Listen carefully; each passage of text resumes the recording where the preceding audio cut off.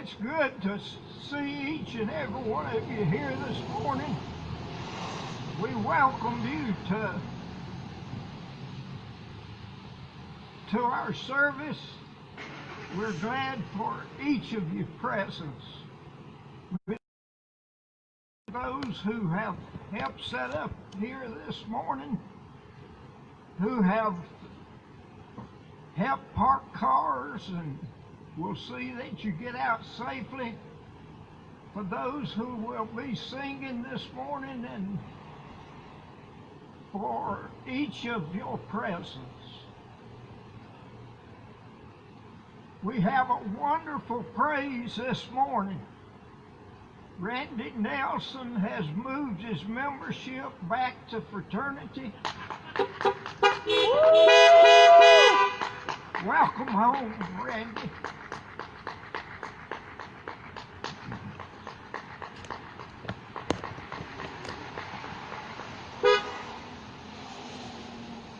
Our flowers here this morning are from Mike and Sandy Wall. They recently celebrated their 50th wedding anniversary.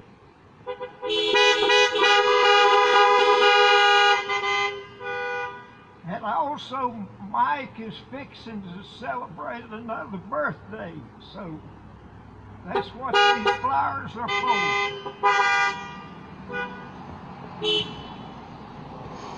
I have some prayer requests this morning. Dewey's employee's father is suffering from COVID. Dewey doesn't know his name, but we need to remember him in prayer. Also, Dean Woods has received some bad news about his cancer, and we need to be remembering him. But we do have a praise with cancer. Linda Stanford's cancer is doing better, and we need to continue to remember her, but that is a praise. Also, I have an announcement from Marcia, our children's director, and she gave me this to show to you. It's shoebox time, and she says, it is a very special time again for us at fraternity. It's time to start packing our shoe boxes. The last Sunday to have your boxes at church is November 15th. If you need me to buy your items for you, just give me the money and I will be glad to purchase your item. Thank you for your help. And that's signed Marcia Hill, Children's Department Director. At this time, we will sing our first hymn.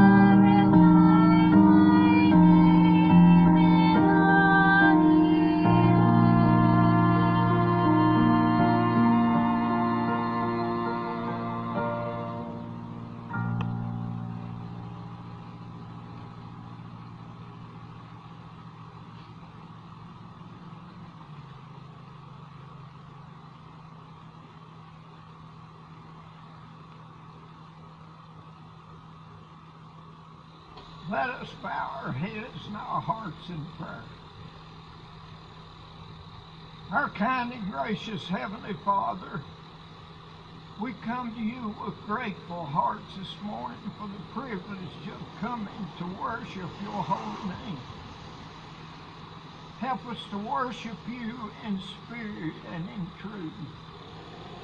And our Father, as we come to you just now, we remember those who are suffering from COVID.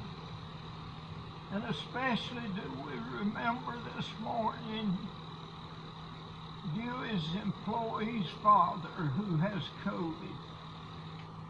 We remember all who have it, and we just pray a special blessing for each one of them. And our Father, we pray for Dean, who has received bad news about his cancer. We pray that you will just lay your hand upon him, and that you will touch and heal in accordance to your will and purpose for him. But our Father, we also rejoice that Linda Stanford has received good news about her cancer, and we rejoice with her.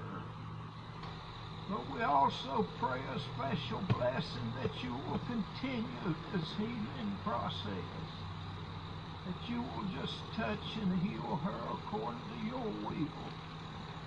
And our Father, we just give you thanks this morning for the many blessings that you pour out upon us each and every day. We pray for those who are in the fires. We pray for those who are in the storm.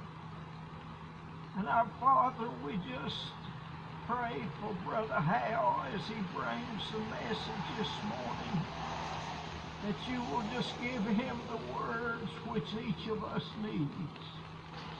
And we'll give you the praise and the glory for it. Go with us as we continue to worship you this morning and through the remainder of our lives. Keep each of us in your wonderful care. Forgive us when we fail you and draw us close.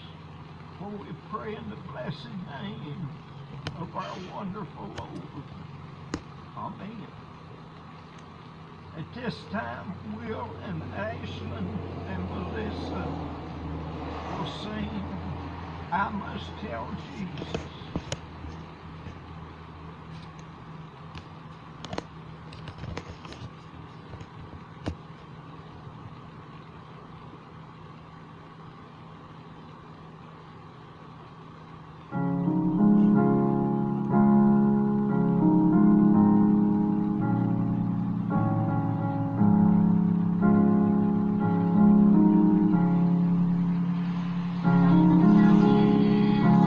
Oh,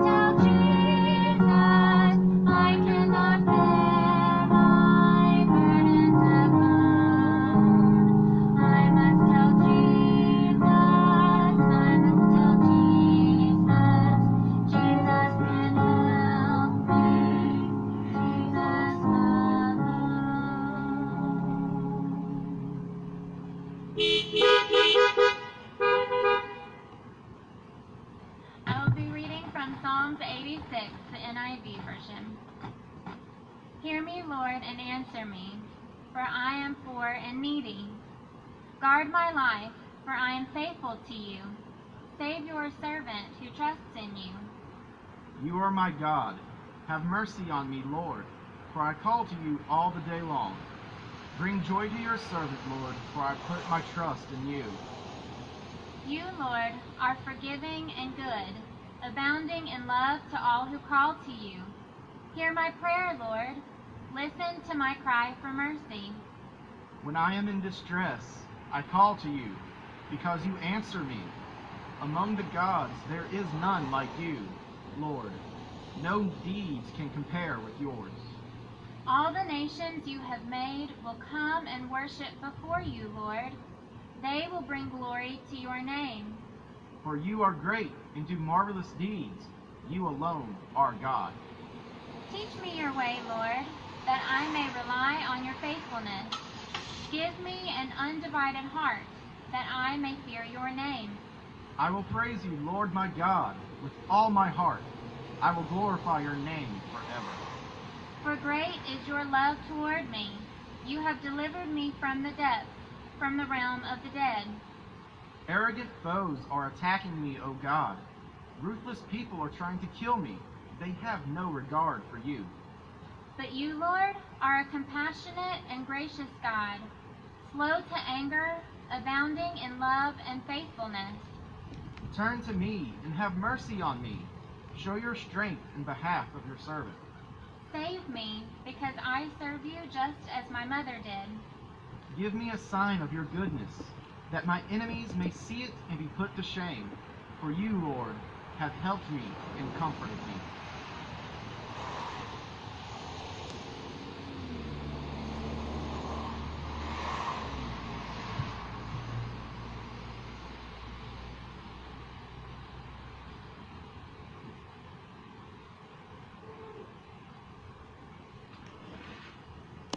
It may be rainy outside, but there's sunshine in my soul. Amen?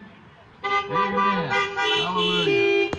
It's just so good to see every one of you. You know, you need to be commended because sometimes when the weather doesn't cooperate the way we like for it to cooperate, sometimes people can use that as a good excuse of not to come and assemble themselves together. But you need to be commended for that, and I appreciate it so much. I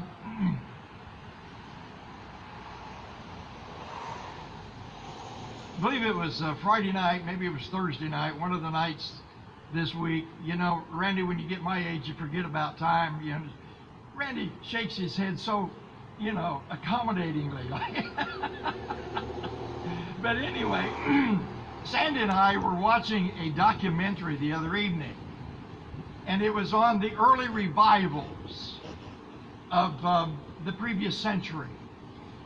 And it was, to me, quite an interesting documentary to see how the Spirit of God moved in so many revivals around the world. And at the end of the documentary, they went ahead and they quoted a scripture that we've heard a lot here recently, of 2 Chronicles 7:14. If my people who are called by my name will humble themselves and pray and seek my face and turn from their wicked ways, then I will hear from heaven and I will heal their land. And Sandy made an immediate comment after that. She says, you know, since the beginning of this year, it's amazing how many times we've heard that scripture, or other preachers, and even including myself, have preached about that. And I said, well, that's interesting, honey, because the Lord really impressed upon my heart that that's something that I ought to introduce today's message with, was that particular comment. Now, isn't that a wonderful confirmation? Because I hadn't talked to her about that. But I can imagine, and I don't know if I'm exaggerating here or not, but I can imagine that probably I've heard that scripture 50, 60, maybe even 70 times since the beginning of the year. Some days I heard several preachers on the very same day. preached that sermon. If my people, aren't you glad to know that you're his people? And if you're his people, then God is speaking to you about something very specific. First of all, he tells us we need to humble ourselves. You know, there's a lot of arrogance and pride that's filtering out through our communities and our nation and around the world today. But God is looking for people who will come humbly before him, recognizing their total need and dependence upon him. Some people think that an humble spirit is a milquetoast spirit. But a good humble spirit has one who has confidence in God, that knows that God is in charge, and knows that we as a people cannot get along without him. We need God. And then it says to pray, and I want to elaborate on that in a little bit later, but it says for us to pray. But then he also says that we need to seek God's face, don't we? To seek God's face. How intent do we really seek God? Is it a casual relationship we have with him, or it's one that we just cannot keep ourselves from actively pursuing our God? But then he says this: turn from our wicked ways, our evil ways, ways that do not honor God, conversations that do not magnify God, actions and thoughts that really are an insult to God. And I ask myself this question: with the way that the world seems to be in today, are we spitting in the face of God? Now that's a pretty harsh statement, isn't it? But is that a wicked way? Are we looking to other means by which to solve our problems, or are we really looking? Are we really looking to God?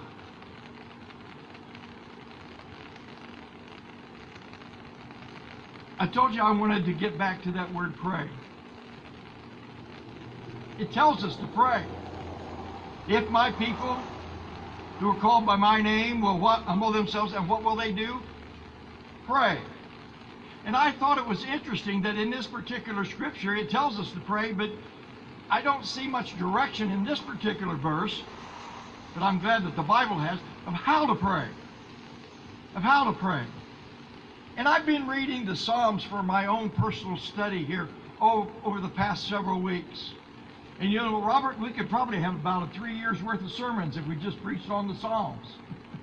150 Psalms, 365 days a year, or 52 weeks in a year. That's about three years of sermons, and it could probably even be more, because some of the Psalms are long enough that you could preach 4, 5, 6, 7 sermons on the one Psalm, especially Psalm 119. Has 170, 7 or 8 verses in it. You can spend a lot of time in that. But as I was reading these Psalms for my personal study, the majority of them are written by David, and even some of them express deep sorrow and joy. And in the 51st Psalm, where David responds to Nathan's confrontation of him when David had that affair with Bathsheba, listen to what David says briefly. I'm not going to read the whole psalm. I'm going to jump to some of them. But he says, first of all, notice the passionate plea. The passionate plea that David has in the very first verse. Have mercy on me, O God. He knows what he's done. It's been called to his attention. His sin found him out. And he pleads before God, oh God, have mercy on me according to your loving kindness, according to the multitude of your tendencies and your mercies. Blot out my transgressions. And then in verse 3 he says, for I acknowledge my transgressions. He really becomes honest before God, doesn't he? And my sin is always before me, and against you and you only have I sinned and done this evil in your sight. You see, he has really deep sorrow for what he's done.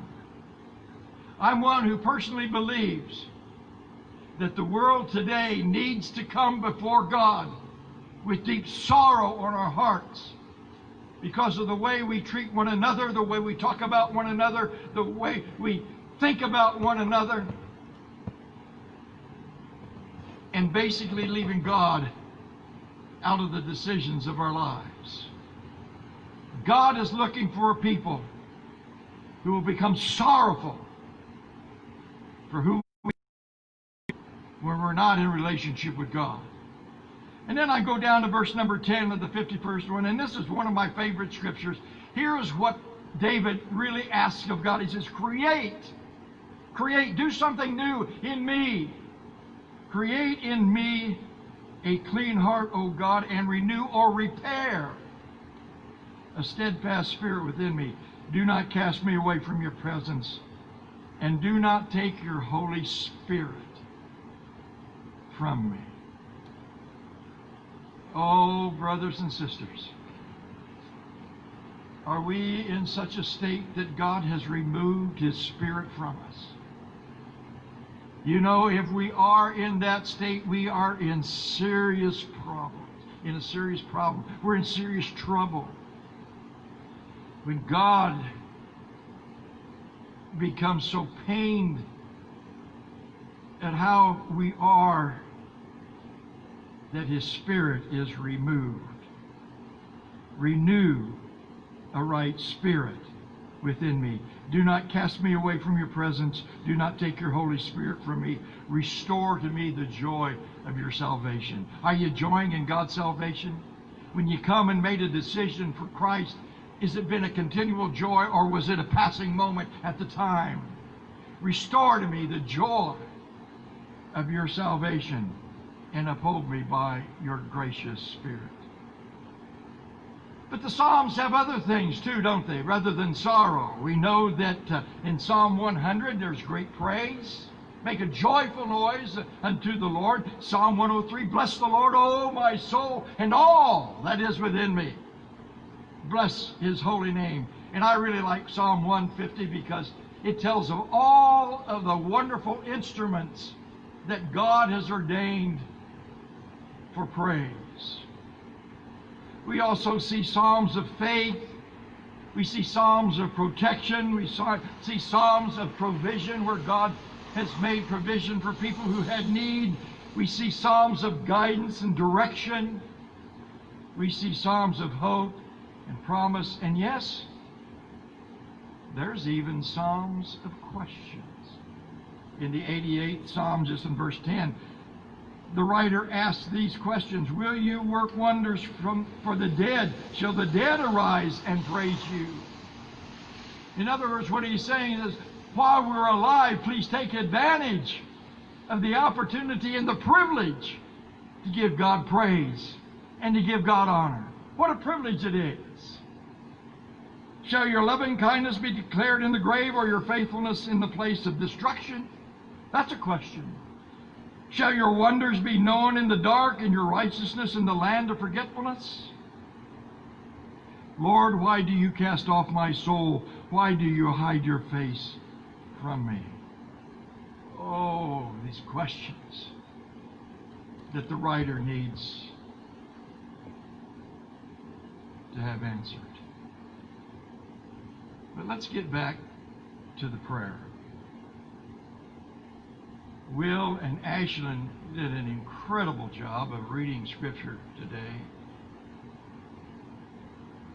And they read from the 86th Psalm.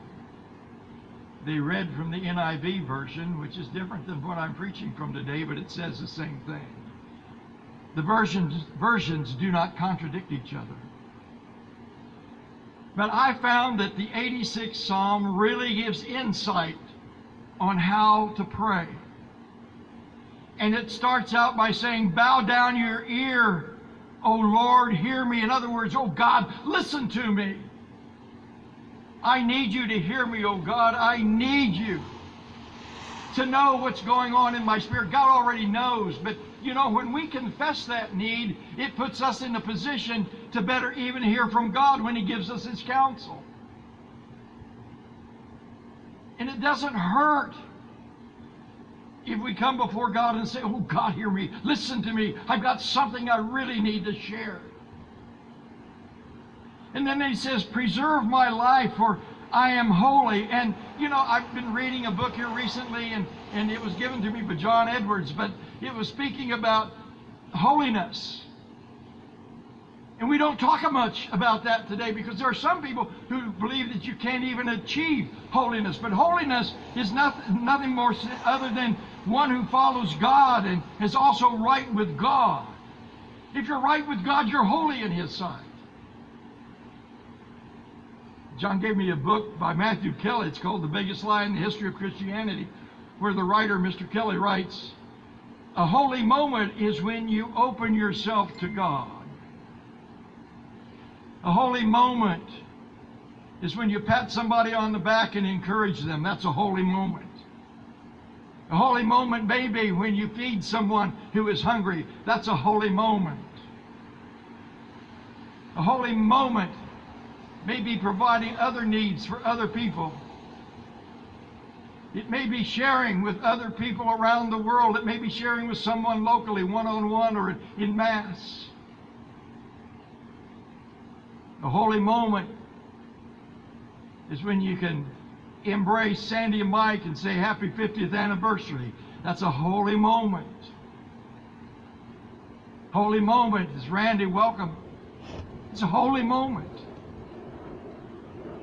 And David says he is holy because he recognizes that he's following God, and because of his earlier confession, of his earlier Psalm 51, that he has become right with God. Aren't you glad that when you ask to become right with God, He'll fulfill His part of the end of the bargain? And then he says to rejoice the soul of your servant, or make glad the soul of your servant. And again in verse 6, he asks God to listen to him and attend the voice of my supplications. Again, it's a plea before God. A couple of weeks ago, I touched on that word supplication, and it is a plea before God. As I shared earlier, Sandy and I were watching this documentary on early revivals, and back in 1949 to 1952, it was called the Haberdeen Revival. That was for a 3-year period of time, and the Haberdeen Islands are just north of England. And some people were so distraught about the condition of the world at that time as the world that they knew it. And he didn't give the man's name, but they said that there was an elderly man who began to pray for revival in the Haberdeen Islands. He poured out his heart to God. And at the same time, there were 2 sisters. One was blind and one was crippled with arthritis. And they began to pray earnestly that an evangelist by the name of Duncan Campbell would come and hold revivals for them. The problem is they didn't know how to get a hold of him. The problem was they didn't have internet, cell phones, or hardly any means of communication because of where they lived. But they believed in their heart, and intently believed in their heart, that God would send Duncan Chapel, unknown to them. Duncan Chapel was in another part of England, still several miles away, and holding revival services. And the documentary told us that during one of those services, before he began to preach, as the people who were gathered together were worshiping, Duncan Chapel, under the unction of the Holy Spirit, heard God say, "Get up and leave and go to the Haberdeen Islands." Nobody else talked to him. He leaned over and told the director of the revival, he says, I must go. I must go now. And of course, the director of the revival would have said something probably like I would have said. Well, you're supposed to be here now. He says, I can't. God has moved upon me with such a passion to move unto the Haberdeen Islands. And he got up and he left. Wow. If I were a preacher and the evangelist got up and left in the middle of a revival that we had planned, that would concern me a little bit. But he was being obedient to God. And the beautiful thing about it is that when he got to the Haberdeen Islands, he didn't have any idea who he was to talk to. He just went, began going around the countryside, began to preach revival sermons, and they were not well attended. But it was discovered that the more he preached, the more the attendance was. And there was a great revival. Is our faith such, and is our desire to pray such in earnest that we're willing to ask God to send the power of His Spirit upon us like never before? Because, brothers and sisters, Democrats and Republicans are not going to change the world. I saw a sign was, if the donkey and the elephant don't work for you, try the lamb.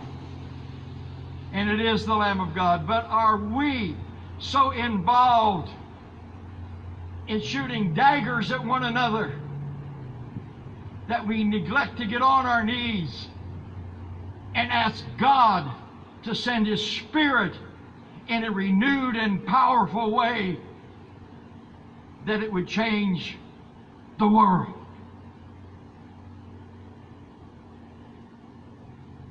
Teach me your way, O Lord. What a prayer. And that's in the 11th verse. And the writer says, I will walk in your truth. Unite my heart to fear your name. Let me ask you a question. Are you teachable? Are you teachable?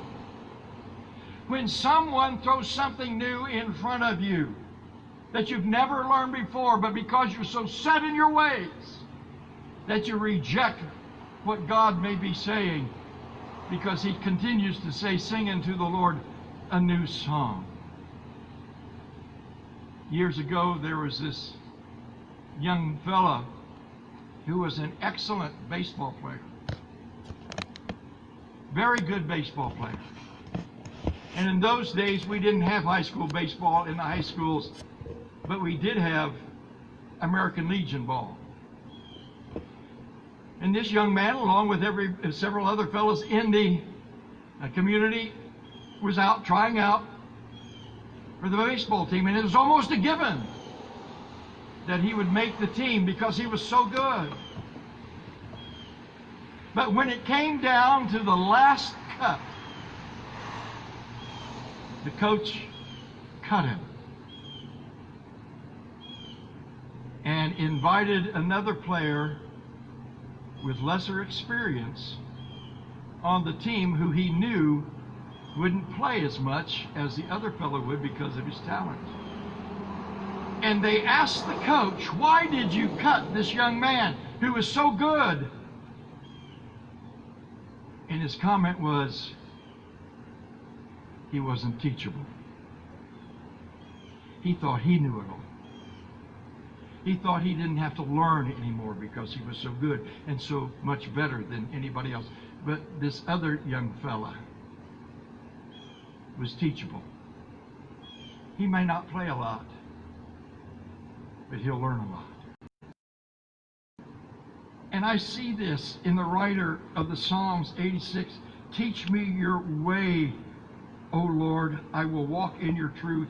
Unite my heart to fear your name. And then he says in verse 12, I will praise you, O Lord, my God, with all of my heart, and I will glorify your name forever. I just want to close with this and share this for a moment. So often our prayers are for the immediate time and immediate need, and those are important. I don't want anybody to ever stop praying for immediate needs. We need to continue to pray for Dean. That's an immediate need. We need to continue to pray for our sister Linda and for Dewey's employees, Father, and others that we're aware of. There are people who are even sitting in these cars today that have a need. We need to pray for those needs. But we also need to expand the vision of our prayers and recognize that God is not only the meter of immediate needs, but He meets all needs, now and in the future. I would pray that we as a body of Christ would represent Christ in such a way that we wouldn't be arguers about the condition of the world. We would be prayers for God to intervene, to pour out His Spirit in such wonder and magnitude that it does literally make a change. That's a Selah. Meditate on this. We're going to close by singing the hymn, When the Storms of Life Are Raging. Let us sing together.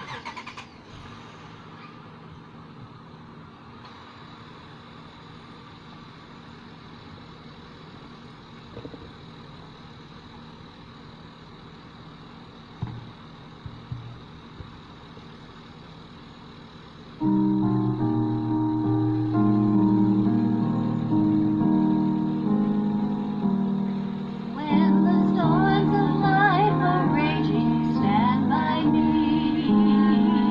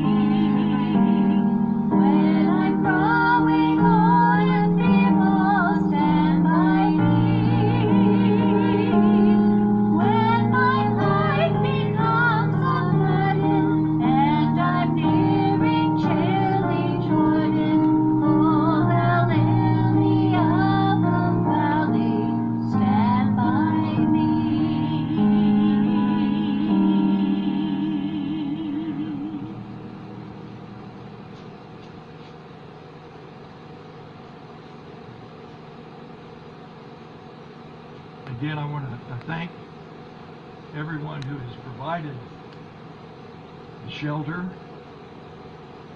and the parking lot ushers will assist you in getting yourself safely out of the parking lot. I also want to remind everyone who's involved is that following this service immediately, and I believe it'll be in the basement, is that right? In the sanctuary, I'm sorry, in the sanctuary, that the cabinet will meet today in the sanctuary immediately following our services. I'm going to read the words of that last hymn again as our benediction. Would you join me in prayer? When the storms of life are raging, oh, stand by me. And when the world is tossing me like a ship upon the sea, thou who rulest wind and water, oh, stand by me. In the midst of tribulation, when the host of hell assail, and my strength begins to fail, thou who never lost a battle, stand by me. In the midst of faults and failures, when I've done the best I can, and my friends misunderstand, thou who knowest all about me, stand by me. In the midst of persecution, when my foes in war array undertake to stop my way, thou who saved Paul and Silas, stand by me. And when I'm growing old and feeble, when my life becomes a burden and I'm nearing chilly Jordan, O thou lily of the valley, stand by me. Go in God's peace.